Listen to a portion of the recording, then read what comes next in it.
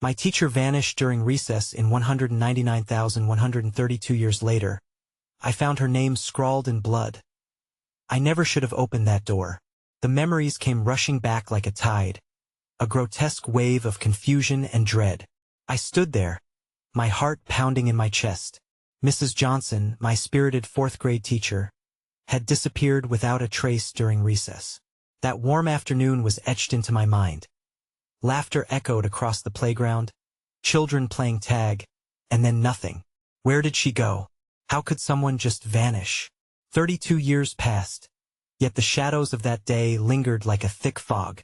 I returned to the old school, now a skeleton of its former self. The air was heavy with decay. Dark corridors stretched endlessly before me. The fluorescent lights buzzed overhead, flickering as though they were struggling to keep the darkness at bay. I walked hesitantly down the hall. My fingers brushed against cold, peeling walls, and I could almost hear whispers slipping through the cracks. They spoke of secrets, of things that should never be unearthed. My breath quickened. I had to find out what happened. The classrooms stood empty, desks piled high, books left to gather dust. A faint, musty smell filled my nostrils. I could hardly stand it. A chill ran down my spine. But something drew me toward the door at the end of the hall. It was slightly ajar, a sliver of blackness beckoning me in. Strange noises echoed from within, like muffled screams wrapped in silence. I felt a knot forming in my stomach, fear clawing at my insides. Should I go in? But Mrs. Johnson had to be in there. I gripped the door handle, felt icy, like a warning. My heart raced as I pushed it open. The world beyond was shrouded in deeper darkness. Shadows flickered against the walls, twisting like embers in the night. I stepped forward, my pulse hammering in my ears. Then I saw Ida's name scrawled across the floor in red. Blood. My breath caught, a lump forming in my throat. It was hers, Mrs. Johnson. The letters dripped like a cruel joke, taunting me. I stumbled back, terror enveloping me, the realization hitting like a punch to the gut. Footsteps echoed behind me, heavy, deliberate. I wasn't alone. Panic surged. I turned, muscles tense, ready to flee. But then I froze.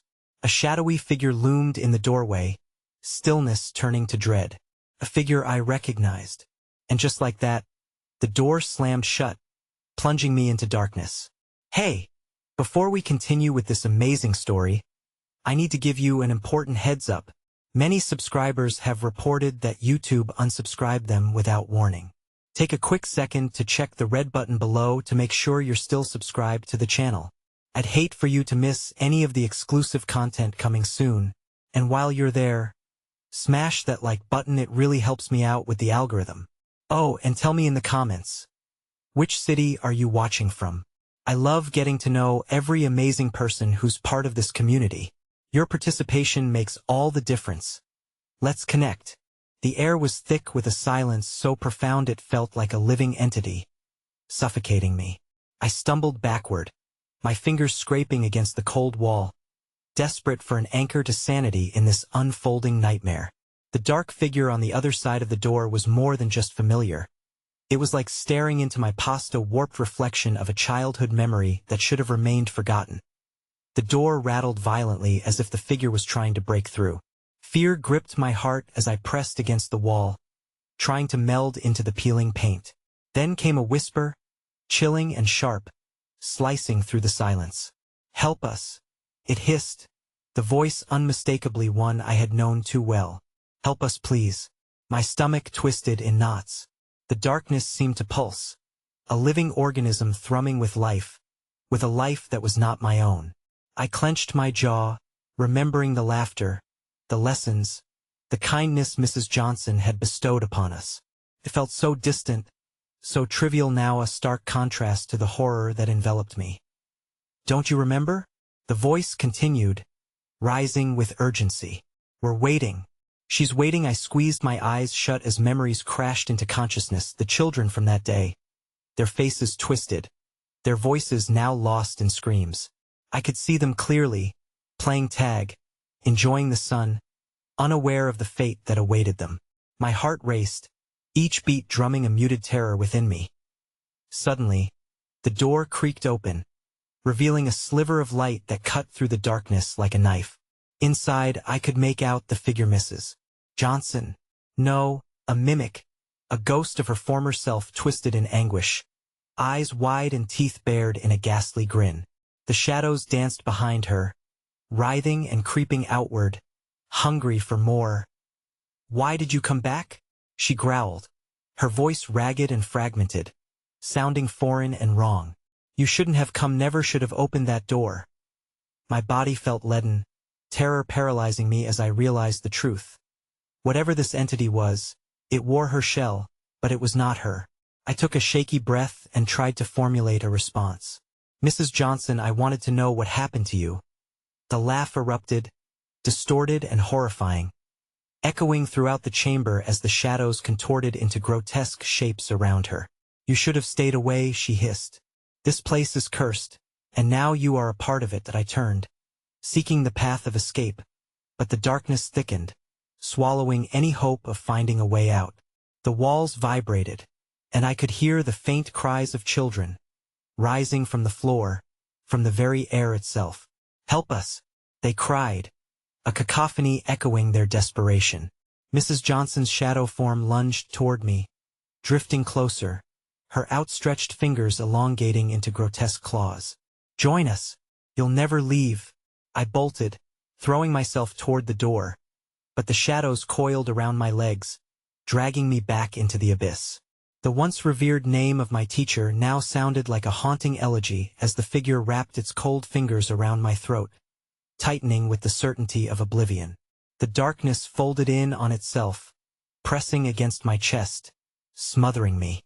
I gasped, fighting for breath, the screams of children crescendoing into unbearable agony. Just before everything slipped away, I managed to gasp, "What do you want from me?" "Your choice," she rasped, stepping closer until I could see the abyss in her eyes. "Join us or suffer forever." And then, with a sickening lurch, everything went silent as the world around me collapsed into a singularity of despair. I thought I would faint, but just before that softness overtook me, I felt a flicker. My fingers found something warm and wet. My blood. As I glanced down, my vision distorted. I saw my name scrawled across the floor, in the same blood as Mrs. Johnson's. The realization crashed over me. We were bound, our fates entwined in this wretched place. And then I heard Ida whisper close to my ear, chilling in its predatory tone. "It's not over. Not yet." In the flickering darkness, I felt the ground tremor beneath me, a rumbling warning like the low growl of a beast awakening. I could almost see the darkness pooling around my heart, tightening its grip. The whispers crescendoed, growing frantic, almost giddy as if a feast was about to begin. The shadows tightened around me, and I realized with bone-deep dread that the worst was yet to come. As the darkness threatened to claim me, I heard a final breathless thought echo through the void. "You'll never escape." And just like that, I was plunged back into a darkness that was all-consuming, the laughter of children echoing eerily around me, reminding me that my journey was only beginning. I was enveloped in a silence so dense it felt like a tangible weight pressing against my skin. The darkness around me began to pulse in rhythm, a heartbeat echoing inside the very foundation of this forsaken place. The laughter of children reverberated in a dissonant melody, twisted by desperation and pain, mingling with my own thoughts as doubt began to gnaw at my sanity. Was I truly here to help or simply to feed their insatiable desire for torment?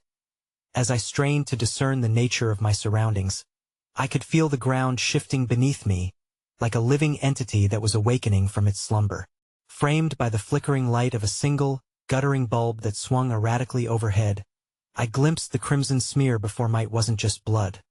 It was a map of torment, detailing the paths we had traversed through memory and despair. "Help us find her," the whispers seemed to weave in and out, an uneasy chorus echoing through the hallways. Each voice reverberated with a desperation tinged by unearthly delight, a bizarre absurdity that ignited a flicker of dread within my core. I could feel their eyes upon me, unseen yet palpable, urging me to move forward. Suddenly, the ceiling creaked ominously, an unseen weight pressing against it from above. I instinctively looked up, my pulse quickening as a series of thuds cascaded through the air like falling stones. From the shadows, a figure emerged, a child. No older than 7, weary and ghost-like, hair disheveled, eyes wide with fear. "You have to help, she's trapped." My heart raced. This child, a piece of the past, had somehow materialized to torment me with memories. But why would they need my help? Who's trapped? I managed to whisper, my voice barely breaking the tension of the air surrounding me. "The lady," came the shaky reply, the child's voice ringing with an eerie clarity. "She can't leave. None can."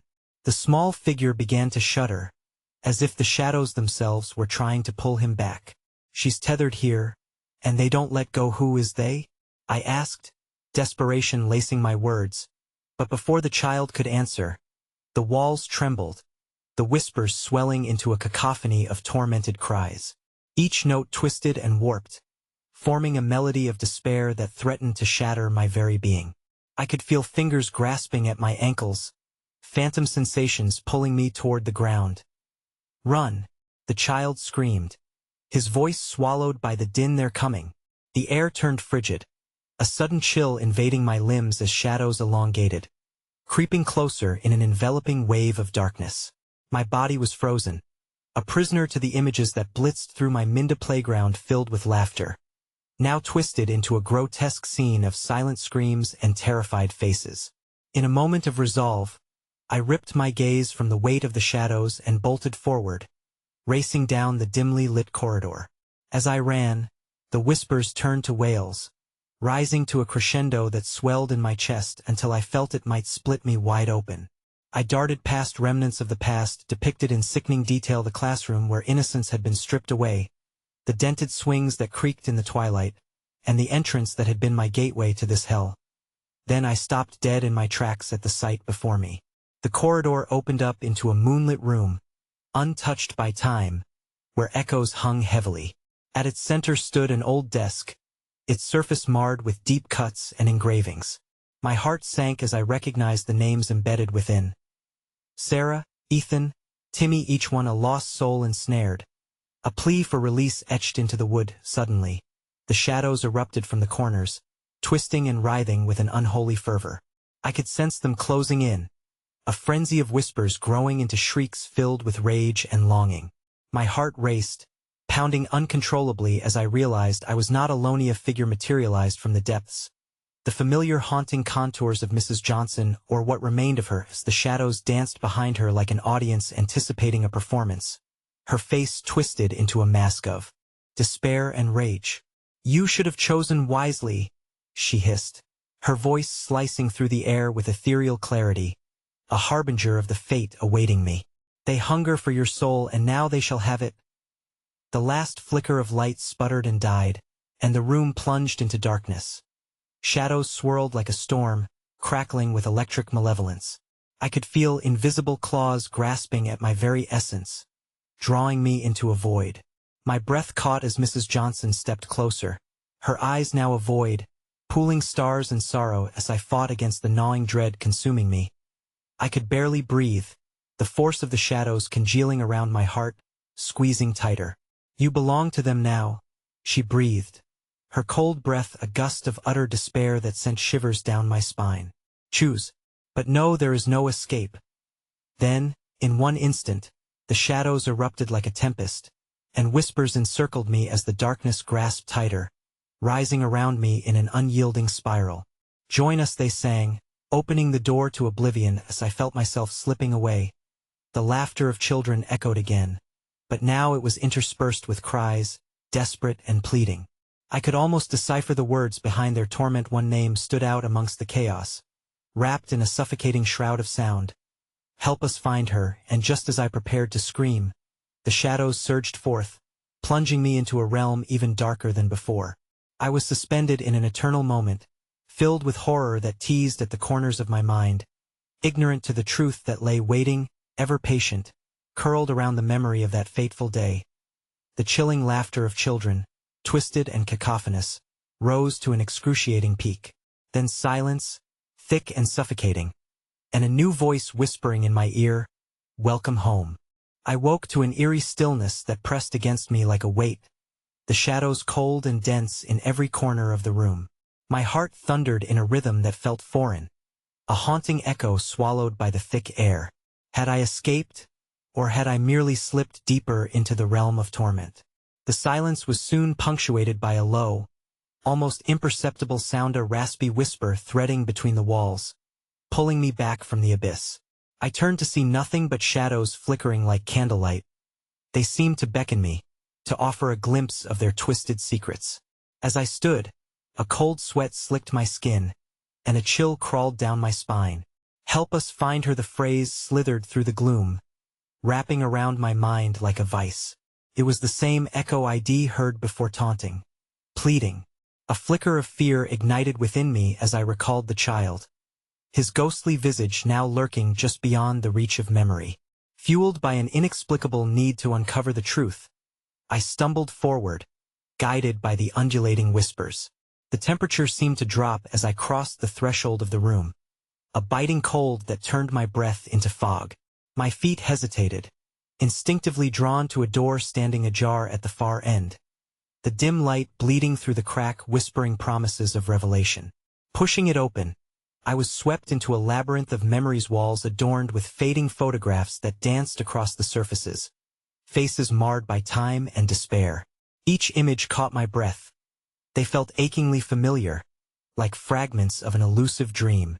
Barely visible were the stories they held, lives once vibrant now veiled in tragedy. As I wandered through the darkened corridor, I could feel unseen eyes watching me, their presence prickling my skin as I stepped deeper into this sanctuary of sorrow. An irresistible urge drew me toward a classroom at the end, its door slightly ajar. I could hear the fading echoes of laughter, now twisted into cries of anguish, mingling together like a twisted symphony of madness. I pushed the door wide and was met with the scent of dust and decay, that dusty, stale air eerily familiar. The room was suspended in time, old desks arranged haphazardly, their surfaces scarred with names. Sarah and Timmy, their stories etched in desperation, danced before me. I could almost feel their joy, interspersed with the agony that had befallen them. A low whisper pierced the silence. "Find her." It was unlike the others, urgent and raw, pulling at the strings of my heart, urging me forward. I paced, desperate to grasp its meaning. "Who?" I called into the emptiness, my voice trembling. "Who do I need to find?" Suddenly, the whispers crescendoed into a chaos of sound, screaming for release, and I stumbled back against the wall, cold, hard, unyielding. The lights flickered ominously overhead, the steady hum of electricity interrupted by sporadic bursts of flickering brightness. And then I saw her. At the front of the classroom, sitting in a chair with her back turned to me, was a woman cloaked in shadows, a silhouette of someone far too familiar. My breath hitched as I stepped forward, heart racing, dread twisting in my gut. Could it be? Her hair cascaded down like a shroud, her form drenched in the remnants of time long gone. "Mrs. Johnson?" I ventured, voice slicing through the thick air, shaking with the weight of recognition. She turned her head slowly, eyes like endless voids, devoid of life yet pregnant with memories. "Why did you bring me here?" Her voice slithered, echoing through the classroom in a way that left me paralyzed. "You should never have returned." Each word dripped with a venomous resonance as the others clawed at the edges of my consciousness, demanding attention. I felt the ground tremble beneath my feet. The very foundation of this cursed place seemed to shake as the shadows congealed around her. They writhed and worked together, like hungry serpents ravenous for flesh, urging me to retreat. But my legs felt like lead, defying me, capturing my gaze in the rhythmic pulse of her voice. "They were all lost because of you," she hissed, shadows consuming her figure as we stood locked in a standoff between life and the echo of the past. Panic wrapped around my throat, squeezing tightly as I dared to question. "What do you mean?" "Find her and find all the others," she murmured, pain glimmering where her eyes should have been, the words laced with a bitter sorrow. "But know this, the light reveals nothing but darkness. For here they were lost and here they remain." The shadows surged forward in a frenzied dance, and I realized I was surrounded, lost in an ocean of whispers with no lifeline. Only the weight of golden chains pulling me back to where none could escape. Join us, the myriad of voices coalesced, swirling in a tempest of agony. The walls of the classroom cracked, fissures snaking across the surfaces like grasping fingers of torment. Splintered images of the past collided in a whirlwind, and in the midst of the chaos, the familiar child materialized again, standing beside Mrs. John's own, a mere spectator in a game I could not comprehend. "Run! Save her!" he cried out, his voice lost amid the rushing tide of despair washing over me. But before I could formulate a plan, the room erupted in a blinding flash of light, shattering everything I believed to be true. And then I was falling, plummeting through the dark, and amidst the cacophony, one name bellowed louder than the others. Help us find her. Just then, everything vanished, leaving me suspended in gripping darkness. And I realized, with a gut-wrenching clarity, there might be no finding or saving any of them. All I could hear was laughter echoing as reality distorted, twisting around me, and echoing into the void. Welcome home. And in the haunted silence, a chilling ultimatum whispered to my soul. Join us or perish. The darkness enveloped me, thick and suffocating, as if it had turned into a living creature that thrived on fear. My thoughts swirled in a haze, disjointed memories and wild images colliding in my mind like the frantic beats of a desperate heart. The laughter, once playful, echoed with a sinister undertone, warping into something unrecognizable. Welcome home had felt like an invitation, but now it screamed of a dire warning that I struggled against the weight of the void, the sensation of falling gripping me tight. There was no ground beneath me, no walls to grasp for support, just an eternal descent into darkness. Panic flared inside me, igniting the lingering dread from my previous encounters. Help us find her floated in the air like incense, wrapping around me, tantalizing yet nauseating. When the darkness finally receded, it didn't lead to clarity. Instead, I was cast into a new real man endless corridor lined with flickering lights, their illumination barely cutting through the oppressive gloom. Each flicker felt like a heartbeat, an erratic pulse leading me deeper into the heart of this nightmare. The walls were adorned with more faded photographs, but they now contained a disturbing twist. Faces morphed and shifted, their expressions caught between agonizing screams and hollow grins. As I stepped forward, the floorboards creaked beneath my weight, each sound a dirge foretelling something monumental. A sensation brushed against my skin, a chill that crawled up my neck, icy fingers dancing along my spine. The whispers returned, a disjointed choir of voices combining in a frantic crescendo as I moved, pleading, warning, and beckoning me all at once. Find her, save us. The words melted together, feeling like a spell cast over me, drawing me away from the safety of the light. A flicker of movement caught my attention, and I turned to see a shadow darting just out of reach, darting behind the corner of the hallway. My instincts screamed at me to run, yet a weight of curiosity anchored my feet. I compelled myself to walk toward it, aware I was crossing a threshold into deeper terror. As I approached the corner, I noticed the air thickening, drawn taut with an unseen tension. My very breath seemed to shudder in anticipation. I took a step around her. Was it closer to a crawl? And stopped short. There, at the end of the corridor, stood the dark figure of the child, lost and alone, yet somehow a sentinel in this web of torment. His features were as indistinct as fog, but there was a familiar gleam in his eye that pulled me closer. You must hurry, he whispered, agitated. She's trapped. Who? I gasped, my voice trembling. Who are you talking about? Mrs. Johnson. He took a step backward into the gloom, pulling me along with his frantic hand gesture. You have to find her before it's too late, before the shadows seize her. He looked up, his eyes bright with fear, as if the walls themselves were inching closer. Before I could process his words, the ground beneath us trembled violently, splitting apart as though the earth were rebelling against the weight of so many unshed tears. A crack split the floor, running serpentine towards me, and from it came a chill that sank into my bones, laden with the scent of decay. The child's voice reached a chilling pitch as he grasped my arm.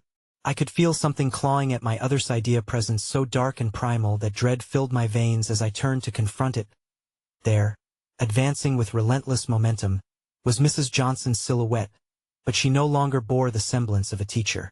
Shadows spiraled around her, devouring light and hope, her figure twisting grotesquely with every step. "You should have stayed away," she howled, her voice reverberating with a multitude of otherworldly tones that screamed of torment beyond comprehension.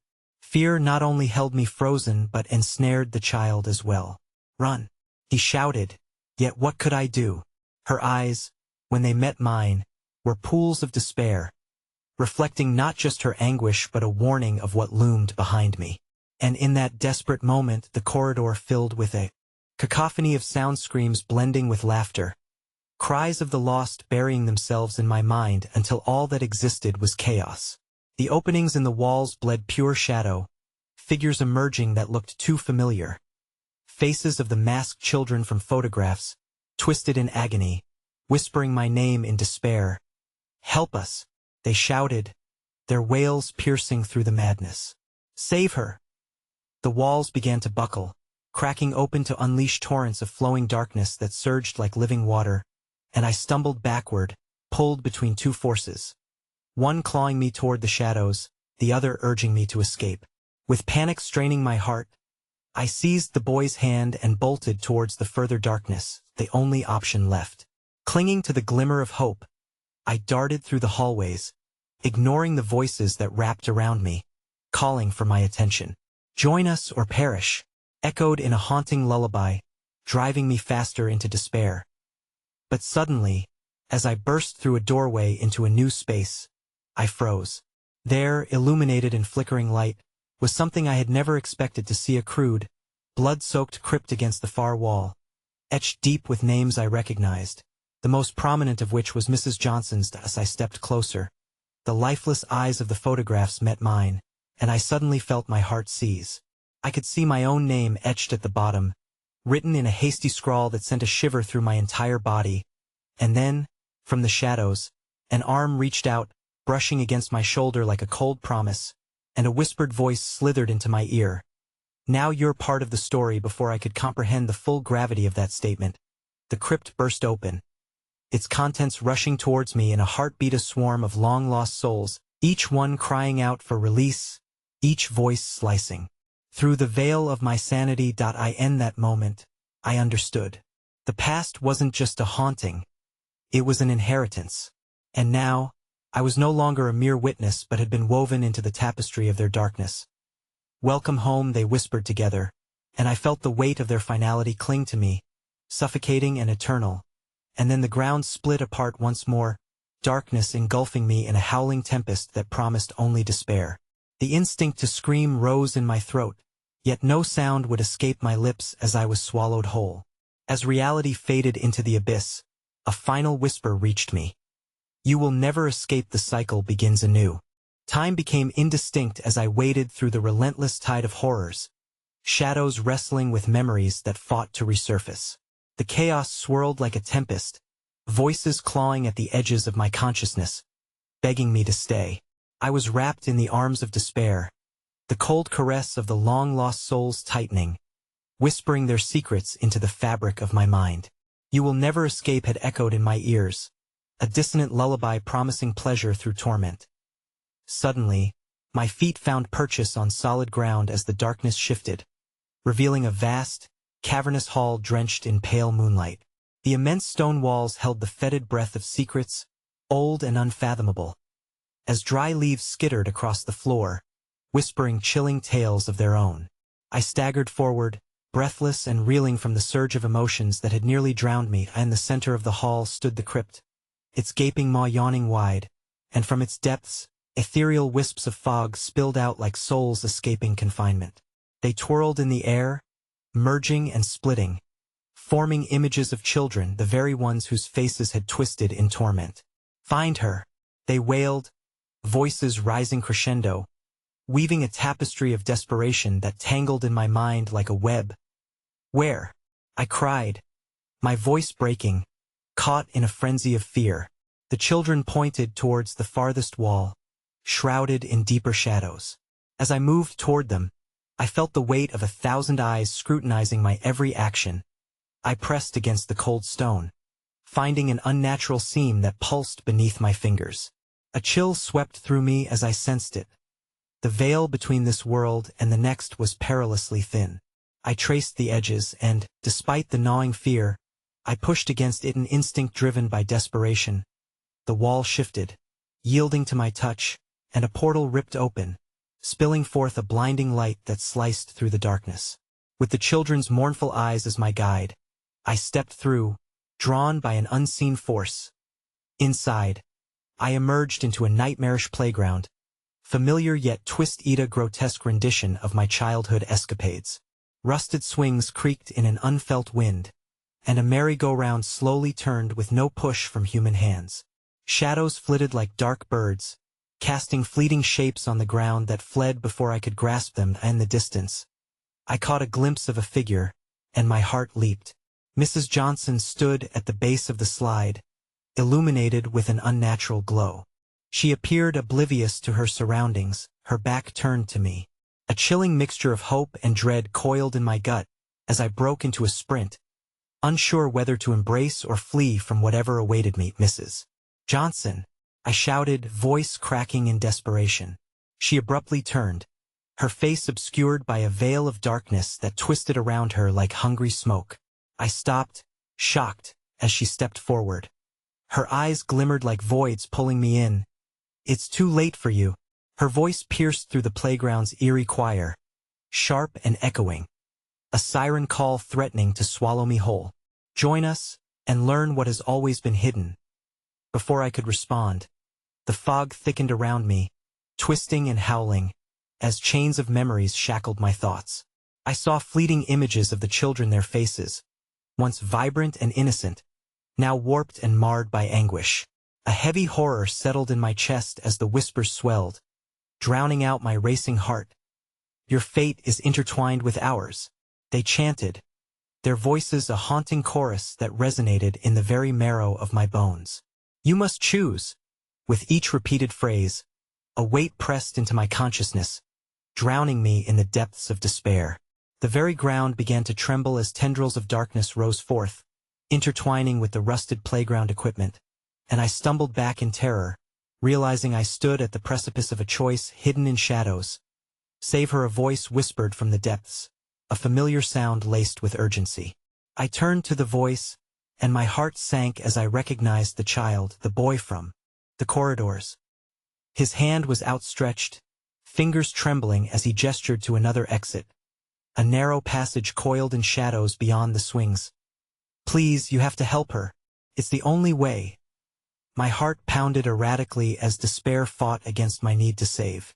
Multiple paths stretched before me like grotesque branches of a gnarled tree, each one whispering secrets of sorrow and despair. I could either follow the boy into the unknown or confront Mrs. Johnson. Hoping her heart still beat somewhere beneath that harrowing exterior, that I hesitated, overwhelmed by the weight of their pleas and the dread that hung heavy in the air. The playground lurched ominously, and the taunting voices echoed around me, spinning threads of indecision. My vision blurred as the shadows encroached, a swirling vortex threatening to consume me while the children's cries merged, a desperate harmony teetering on the edge of madness. In that instant, driven by instinct, I plunged toward the boy. But as I took a single step forward, the entire playground convulsed violently, and I caught sight of Mrs. Johnson's chilling smile. "Grotesque and twisted foolish boy," she growled, "you'll never escape me or her." The ground beneath me shattered, and plunging through the cracked earth, I reached for the boy, desperately trying to pull him to safety, the chilling laughter of Mrs. Johnson echoing in my ears. But just as our fingers brushed, darkness erupted around us, tearing me into an unseen abyss, and in that stifling moment of chaos, a familiar voice called out one last time, "You cannot run from the truth." Before I fell into nothingness, the weight of shadows collapsing all around me. The darkness enveloped me, curling and squeezing with the suffocating embrace of dread. I plummeted through an inky void, disjointed memories whirling around me like autumn leaves caught in a storm. Terrifying images flickered like a faulty television. Mrs. Johnson's twisted grin, the boy's desperate plea, the children's anguished eyes all jumbled beneath the weight of shadows that caressed my mind with chilling familiarity. When I finally landed, it was not with a thud but with a silent grace. The ground beneath me felt soft and alive, pulsating like a heartbeat. I struggled to rise, the instinct to flee coursing through my veins. But the moment I stood, reality blurred and rippled, turning into an unsettling landscape draped in darkness. I was in another place. The distorted playground had vanished. Instead, I found myself in a narrow corridor, dimly lit by flickering lights that buzzed like angry wasps. The air was thick with a musty scent reminiscent of decaying wood and something else, something worse. Urgent whispers floated all around me again, surrounding me like a storm brewing in an empty ocean. Help her find her, each phrase was a claw digging into my psyche, and as I pressed my back against the cold, damp wall, I felt the chill of the unknown seeping into my skin. The corridor stretched ahead, walls pulsing like a living entity, and every step seemed to evoke the cries of the lost children behind me. My mind raced. Where had the boy gone? Had he been swallowed by the darkness? As I inched forward, the corridor began to twist, distorting like a funhouse mirror, presenting fractured reflections of my past. I caught glimpses of unfamiliar faces locked in sorrow-lost children.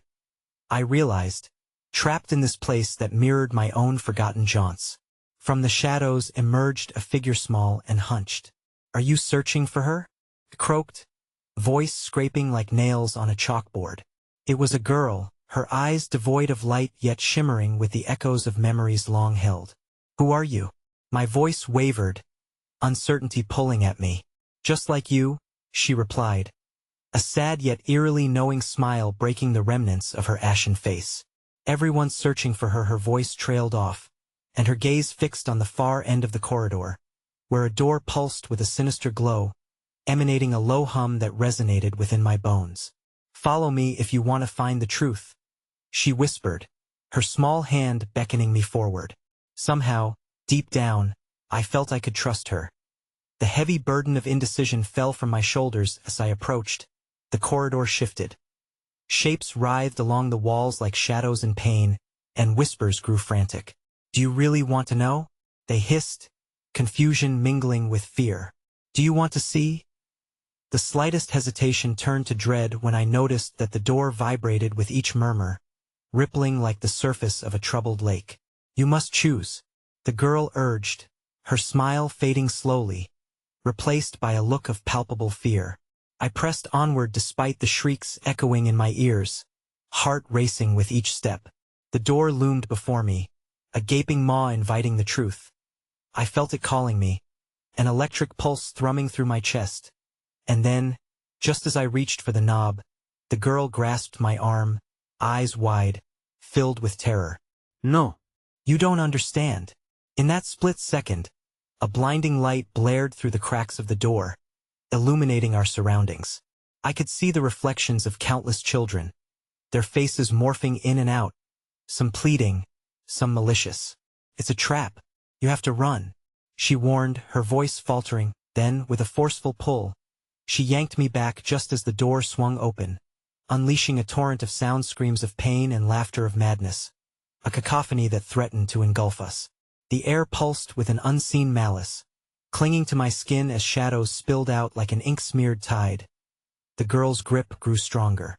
I felt her fear meld with mine, a bond forged from dread and uncertainty. "We can't let it take you, not like it took the others." But before she could finish, an apparition lunged from the shadows. A writhing mass of limbs and faces emerged, coalescing into something grotesque, a tormented existence composed of the very souls it had claimed. With one desperate push, the girl exclaimed, "Run!" In a heartbeat, I sprinted down the corridor, the creature's horrifying howl echoing behind me, mingling with all the voices of lost children, an amalgamation of their suffering chasing me relentlessly. I could feel it gaining on me as I tore through the haze of terror, bursting through crumbling doorways and threading through hallways that twisted, spiraled, and shifted until I was entirely consumed by the darkness as I ran. A shadow emerged before me, a figure standing still, bathed in crimson light. It was then that fear crystallized into pure horror, for I recognized the silhouette. It was Mrs. Johnson. Her voice twisted around me, "You can't escape. Not from me. Not from the truth." Just as I turned to flee once more, I felt a cold grip on my shoulder, the shadows closing in around me with a vengeance, and I was trapped between the jaws of madness and the inviting glow of the unknown. A deafening roar resonated as I spun around, and the world disappeared beneath me once more, spiraling into the depths of a nightmare I was terrified to confront. And as darkness swallowed the last remnants of light, a soft, chilling voice echoed in my ear. "You've always been part of this story." The sensation of falling was immediate, my mind whirling in oblivion until it crashed down once again onto soft earth. Though this time the ground pulsed with a sickening warmth that made my skin crawl. I sprang to my feet, heart hammering as I surveyed my surroundings. The pulse emanated from below, resonating under my very being, as if this treacherous land was alive, breathing, waiting. Faint echoes of laughter flitted through the air, weaving through the ominous silence that enveloped me, leaving an unsettling chill clawing at my spine. It was the laughter of children, joyful, innocent at first, but that innocence twisted into mockery, echoing like a bell tolling in the night. Shadows flitted past the edges of my vision, shapes that flickered like candlelight, too fast to focus upon. "Where are you?" I whispered, the question heavy on my tongue as dread chipped away at my sanity. It felt as though the very essence of this place conspired against me, urging me toward some unspeakable truth. Suddenly, a violent screech ripped through the air, and I turned to see the girl, the one from the corridor, caught in a swirl of darkness beyond a jagged fissure in the ground. "You mustn't lose hope," she cried, though her voice shriveled and warped, swallowed by the shadows that clawed at her. Her very features blurred and converged, leaving only the glint of her eyes. "Find her before it's too late." I reached out, desperation fueling the grasp of my fingers, but a heavy fog swirled up to encase her. With each moment passing, I felt her slipping away, leaving just the imprint of her fear etched onto my heart. "Don't go," I screamed, terror blanketing my thoughts. The chasm closed around her, the whispers crescendoing into a cacophony, screaming for escape, for salvation. Then, as abruptly as she vanished, the soft pulse beneath my feet grew sharper, more insistent. It throbbed, syncing with the frantic pounding of my heart. My mind raced in wild circles. The girl had warned me of a truth I couldn't yet comprehend, but whatever it was, it lay buried beneath this landed truth, entwined with her and all those lost. Determined, I stumbled across the landscape, a grotesque blend of the forgotten playground and hollow hallways, until I found myself at the precipice of a dark well. It yawned open before me, breath reeking of mold and decay. The glow from within echoed callously, pulsing with an unsettling rhythm. Dark figures flittered at the edge of my vision. Children, their faces frozen in expressions of joy that warped into cries for help. I shuddered, realizing they were begging to be rescued, their innocent loss echoing through the depths. "Help her, find her," the voices clawed at my mind like 1,000 fingernails scraping against stone.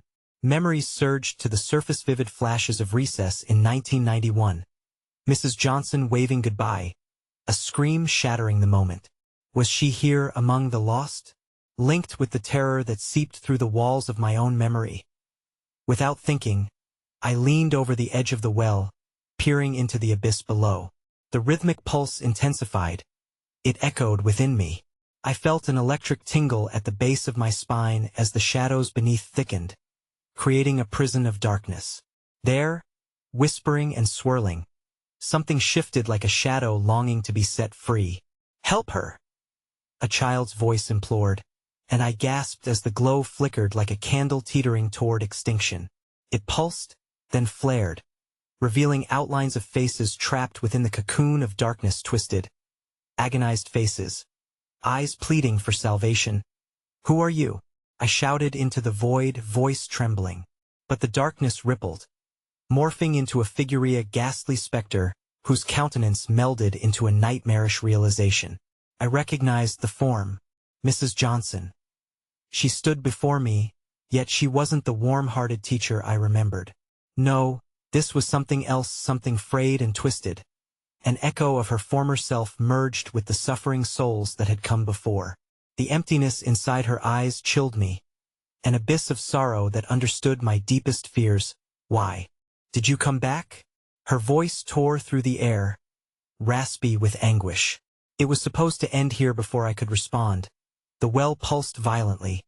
A wave of energy like none I'd ever felt surged through me, dragging me toward the precipice as if the ground beneath would swallow me whole. Shadows leapt forth, and I felt fingers clammy, cold grasping at my ankles, pulling me toward the pit of despair. Panicked, I struggled, screamed, but as I flailed, Mrs. Johnson's figure lurched closer, her presence twisting the air, becoming both comforting and terrifying. You must choose, she rasped, lips curling into a haunting grin. In that moment of chaos, I glimpsed the shattered fragments of the past, my own face mirrored in the lost children, tethered to the choices I had made and all those I had failed. Suddenly, the ground beneath me crumbled, and the screams ceased, replaced by an all-consuming silence that enveloped me whole. I fell, plunging into the chaotic darkness. The last thing I saw a pair of glowing eyes watching me from the well. Then, everything went black, and the voices faded, leaving only the haunting whisper of my name reverberating in the void. I had not come here to escape, but to confront a truth that had remained buried for far too long. And when I landed, I sensed the taste of blood on my lips. Only then did I realize the truth would come at a terrible price. I awoke on a floor that felt wrong beneath me, an eerily familiar texture that seemed to pulse and breathapasty, warm, but not from any life I wanted to know. As I lifted my head, the fog that enveloped me began to clear, revealing the familiar environment of my childhood school, though it twisted grotesquely around me.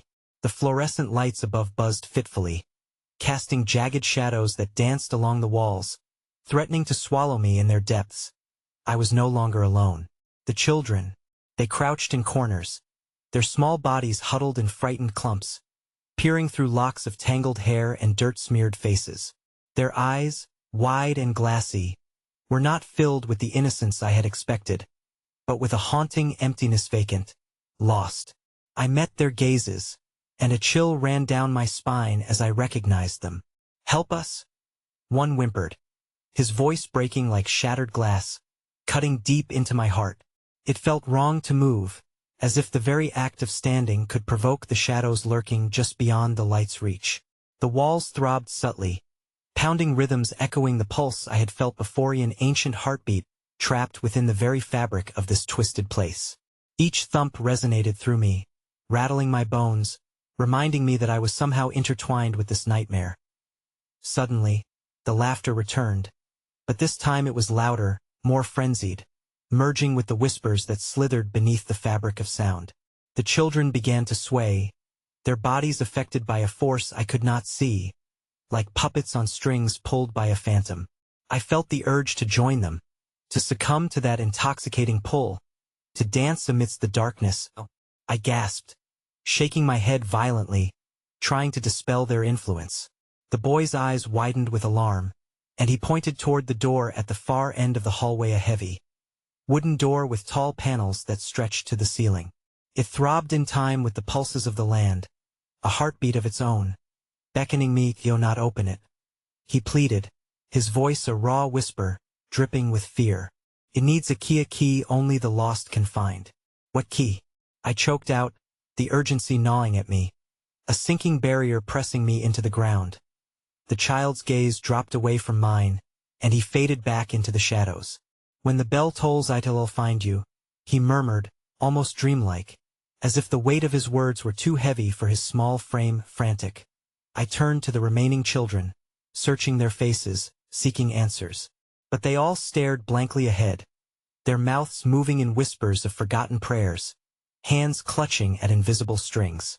Each pulse from the ground sent tremors through my heart, reverberating with more force, pushing me toward that door, the heart of the disturbance. Unable to contain the compulsion, I walked toward it, each step fueled by an irrational need to uncover whatever lay beyond, despite the warning ringing cruelly in my ears.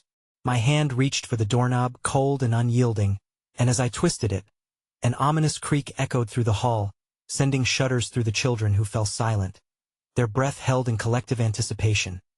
The door swung open slowly, scraping against the wood like nails on a chalkboard, and I was engulfed in the stench of rot, decay clawing at my throat. The room beyond was shrouded in darkness, but as my eyes adjusted, I saw forms moving within, etchings of what once might have been a classroom like the one I remembered, with dusty desks and scattered papers strewn about, each desk etched with names scrawled in blood. Names of children.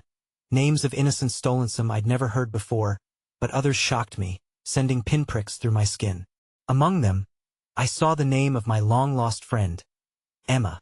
The last time I had seen her, we were both being ushered out of school that day, but chaos consumed our playground, and she had vanished into the fray. "Emma!" I screamed into the shadows, desperation clawing at my chest. "Where are you?" Suddenly, the room exploded with sound as a pendulum dark, rusted, with a blade-like edge swung from the ceiling, its chilling arc illuminating the faces of children whose eyes glinted with an unsettling knowledge. Their laughter morphed into a shriek that rattled the very marrow in my bones, echoing off the walls as if the very fabric of the universe were tearing apart as the pendulum swung again. The darkness fused into shapes, monstrous and twisted, drawn from the forgotten recesses of my mind, memories long buried clawed back into existence. Among them, I spotted Mrs. Johnson once more, standing proudly at the front of the room. But now, she held a gruesome tool, the same pendulum that swung endlessly before me, stained dark with remnants of terror she had orchestrated. "Welcome back," she said, voice sweet yet poisoned with malice. "It's time to choose what you seek." I stumbled back, limbs stiff with horror, my heart racing in a wild electricity. Around me, the children began to chant, their voices rising in a frenzy as darkness enveloped me. "Find them," they cried. "Choose or be lost." In that moment, it all crashed down on me. The specters of the past had come to claim their own. I pressed a hand to my mouth, stifling the scream rising from my throat, recognizing the horrifying truth: it was not just my past entwined with this room. It was the collective sorrow of those who had vanished, pleading for their stories to be told. Just then, the pendulum swept toward me, its swing unrelenting, and in a heartbeat, it was inches away from my face, reflecting desperation, fear, and the anticipation of a choice yet to be revealed. With time suspended, caught between the pulsating darkness and the shadows of lost souls, I finally understood I wasn't just seeking the truth. I was about to become part of it, forever. And as the blade swung, my vision narrowed, locking onto one name among those etched on the desk marked in blood. Emma. The edges of reality blurred, and instinctively, I lunged to grasp the key that lay buried within. What I found instead was darkness, and then I was falling once more, clinging to the hope that I would not be alone this time. The world dissolved around me in chaos, swirling like an unholy maelstrom of desperation and lost memories. I fell through a chasm darker than night, without direction or certainty, until finally crashing onto a cold, hard floor that felt unnaturally familiar beneath me. My body ached in protest, each movement igniting old wounds, but my fervent heart summoned the strength to rise. Light flickered overhead as I peeled open my eyes, struggling to adjust to the dim room before me. I caught my breath, nausea curling through me at the realization that I stood in the very classroom where Mrs. Johnson had taught. Time seemed to warp as the years peeled away, revealing the faded remnants of joy, now swathed in shadow and decay. Desks littered with dusty papers and broken toys told a haunting story, one I was destined to uncover. And then they emerged, the children. Their bodies were ethereal, like the whispers of forgotten autumn leaves, huddled in the corners with vacant, glassy eyes. Their small hands reached towards me, trembling with anticipation, and I felt an overwhelming urge to comfort them. "You have to help us," they murmured in unison, their fragile voices echoing through the hollow silence, plea mingling with memory. "Help us find her." Mrs. Johnson's absence loomed larger than ever as I stepped forward, and terror gripped my gut. I was ensnared in a puppet show of the pasta-haunting play of choices unmade, trapped within the strands of lost souls. But I couldn't yield to despair. There was a chance somewhere deep down. I believed it. If I could unlock the truth of this place, perhaps freedom awaited us all. Urgency pushed me toward the door at the far end, each thud of my heart competing with the whispers of my childhood memories. Yet, as my fingers wrapped around the handle, a bone-chilling realization struck. May wouldn't just be stepping through time and place, but rather through layers of history soaked in darkness. My mind wrestled with the conflict. Could I afford to reopen the door to a nightmare, knowing what might lay ahead? But as I turned the knob, a chill shot through me, awakening everything I had fought to suppress. The door swung open, and I was assaulted by a cacophony of voices, echoes of laughter transformed into shrieks of despair, intertwining in a symphony of sorrow. I stepped into a dim corridor that thrummed with a life of its own, pulsating as if it were aware of my presence. "Help her," wailed the voices, piercing my heart with their desperation. They swirled around me, swirling echoes of lost children enshrined in this darkness. And with every heartbeat, the truth unfolded. I remembered the playground vividly, the sunny day swiftly tainted by ominous shadows. Then again, I heard the whisper that sent chills cascading down my spine, lingering in the corners of my mind like a dark memory refusing to fade. "You were the key," the voices revealed, swirling around me with a horrifying coherence. "Find her, and your truth shall be revealed." The urgency to save Mrs. Johnson flooded my veins, igniting purpose against the suffocating dread. I rushed deeper into the recesses of the corridor, hallways narrowing and twisting like a labyrinth of secrets. And with every flickering bulb that hummed overhead, I saw the forms, ghostly shapes that stirred at the edges of my vision, pleading for release. Each name I had glimpsed before, the scribbled remnants of children lost within these walls, swelled with significance as the whispers crescendoed into a terrifying choir of urgency. Suddenly, the air crackled, and the darkness thickened. A figure advanced from the shadows. It was not Mrs. Johnson. This figure bore the shape of something monstrous, malice swirling around her, drenched in a hunger that transcended time. I recoiled, the mask of her familiarity unraveling, revealing eyes like voids staring into my very being. "You should not have come back," the specter growled, her voice slithering into my mind like poison. Shadows danced around her, an audience relishing in the freak show of my fear. "You hold the key, but you also hold the curse." Room by room, I navigated the grief-tinged remains of the past, memories that scratched beneath the skin and demanded tribute. As I ventured further into the heart of this storm, whispers sharpened into coherent sentences, weaving tales of all those I had cared for but failed to rescue. In that chaotic maelstrom, I realized I was not just tracing the steps of lost children. I was reliving the cycle enshrined in blood over and over again, a cruel spiral that fed on the living and the dead. It was a trap that ensnared those who returned. "Join us," their voices united, vibrating with a beckoning promise and a foreboding, "or perish." But standing against the tide of darkness, I felt something unexpected, an ember of defiance igniting within me. I dashed toward the darkest door yet, a threshold thick with damp air and anticipation, calling out the name I clung to desperately. "Mrs. Johnson." But as the door creaked open, a horrifying truth materialized. There she stood, embraced by shadows that flickered around her like flames. Mrs. Johnson, or what was left of her, met my gaze with hollow eyes brimming with despair. "You're too late." My heart sank in horror. The apparitions of the lost children swirled and frothed, their faces contorted in agony, and I realized with bone-deep dread, the weight of their grief had settled upon her and my understanding. I tried to save them, but it shattered me. She whispered, her voice a ghostly whisper lost in the chaos. "You cannot bring them back, but you can join us." The walls quivered, and darkness enveloped the space, tendrils twisting, gnashing for my very essence. I struggled against the shadows, clawing my way back, and for a moment, hope flickered as the children's voices called again, urgent, pleading, desperate. "Run before you lose yourself." What lay before me was not a choice of light or shadow, but of the innumerable chains too tightly wound around us all. Within the tumult, I understood what it meant to be bound by fear, guilt, and memories, tied not merely to this world but to a cycle that never relinquished its grip. In the final moment of clarity, when everything pressed down around me like a coffin, a horrifying realization flooded my senses. I was meant to uncover the truth and reveal their stories. Yet the price was high. I had become the key to their prison. But their narrative could secure my own freedom or plunge me into eternal darkness. I turned and fled, bolting down the corridor just as the tremors rattled the ground beneath me.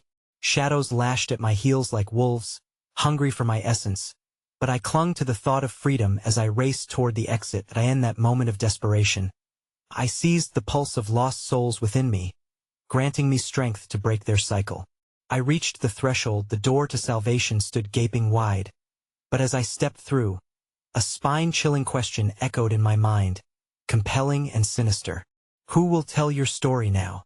As I crossed the barrier into the light, the laughter hollowed into cries, and in the echoing silence, I realized my escape was just the beginning.